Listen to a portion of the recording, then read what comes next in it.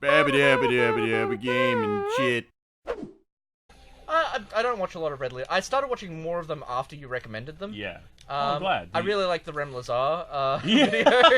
I really want to do a review of Rem Lazar. Oh my god. That. So we got together to watch Rem Lazar. And, oh, are you not going to take the death path? It's a bit tricky, but I'll give it a try. Yeah, give it a go. Give it a little bit of a... Give it an old college try. Give it a... Yeah. Give it a squiz. Matey potato. Matey potato? Matey potato. Yeah, we got together, me, Freako, and Mitch, and we showed him Rem Lazar, because he hadn't seen Rem Lazar. I think... and the whole time he was... Actually, we kept up the pretense that everyone has a Rem Lazar. Absolutely. And he was very What confused. is Rem Lazar for the people at home that don't know this? Rem Lazar is a very strange videotape about an adult man in a superhero costume who happens to be the imaginary friend of at least 2 children. Yeah, and it's a very... Lazar is bizarre. Yeah, it's you know, especially given today's climate around adults hanging out with kids, it's a very weird sort of situation. Oh, there we go. Oh, you all done? Well, there's definitely like a few instances where like you almost are very close to dying in this game, and it's like you're just like, oh, thank God that did not happen in the exact order that I thought it was going to happen. Remember to slide. Slide. Yeah, got him. Yeah. Good job. There's the... Yep, get that one. Did you get the gem? Oh, didn't get the gem. Oh.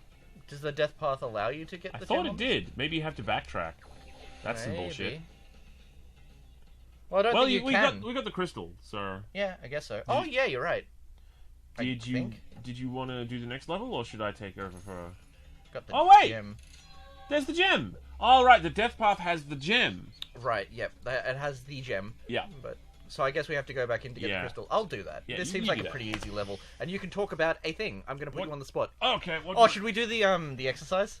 Oh, we do that off air to get ready, but you can hit me with one of those. I love...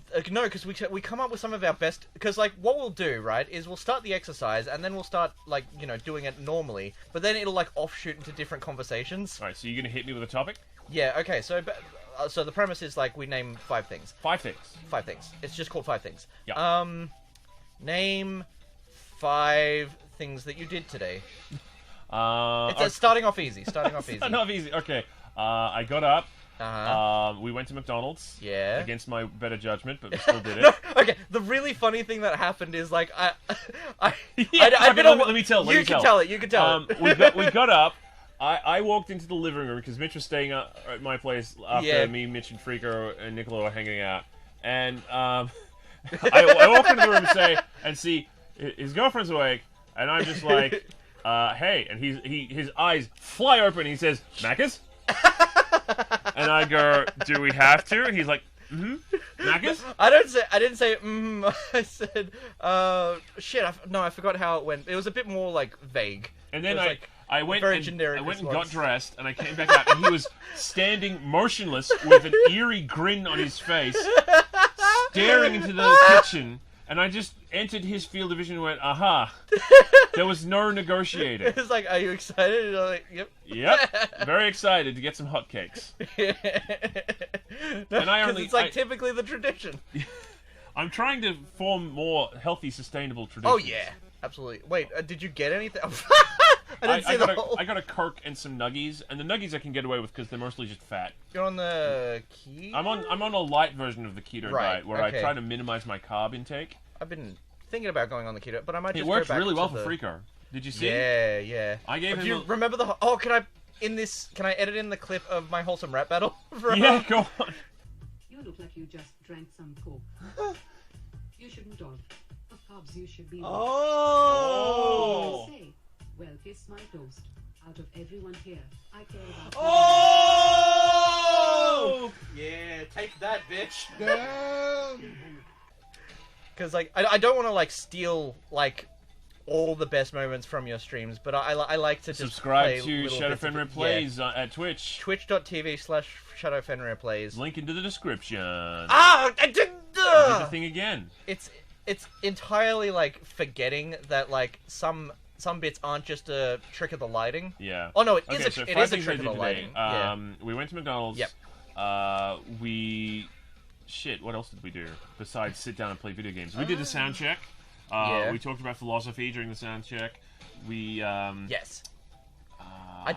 we sent my girlfriend home. Yep. Blah,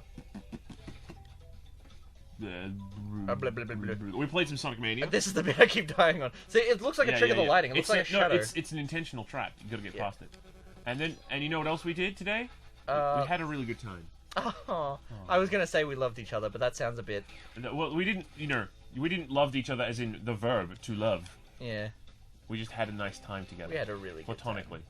I had a really good time. Are you not gonna go down the? I am. I just wanted to get the box first, just in case I die. You don't understand if you got inside the box.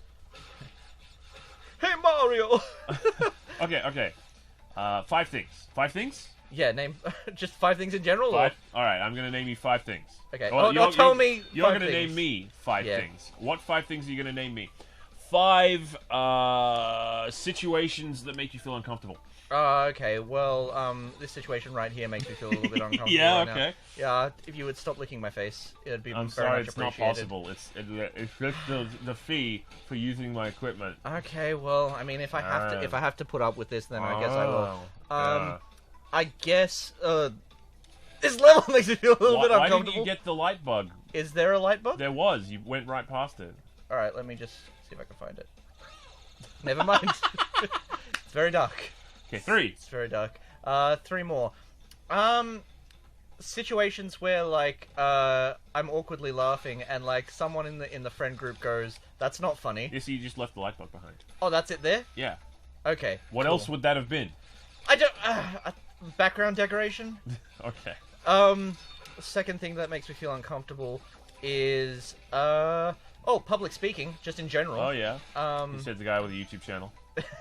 No, because I script a lot of my stuff. Yeah. Like I don't know.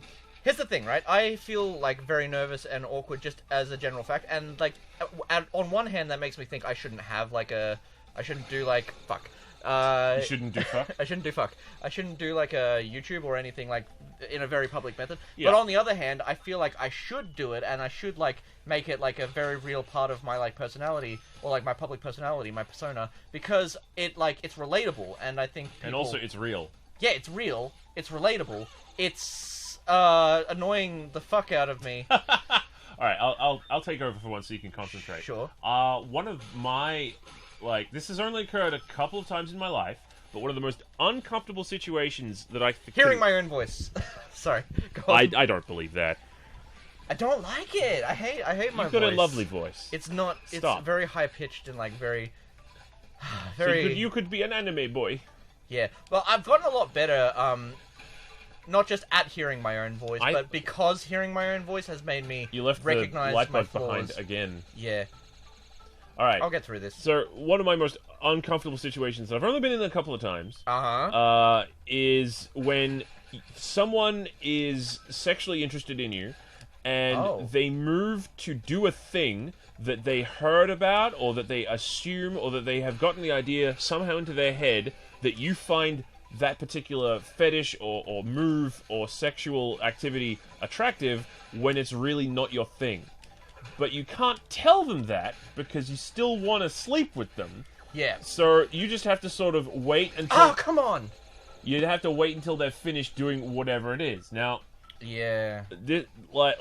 I wish I could have come up with an example that won't get you demonetized. Well, just say it and I'll bleep it out if it's not like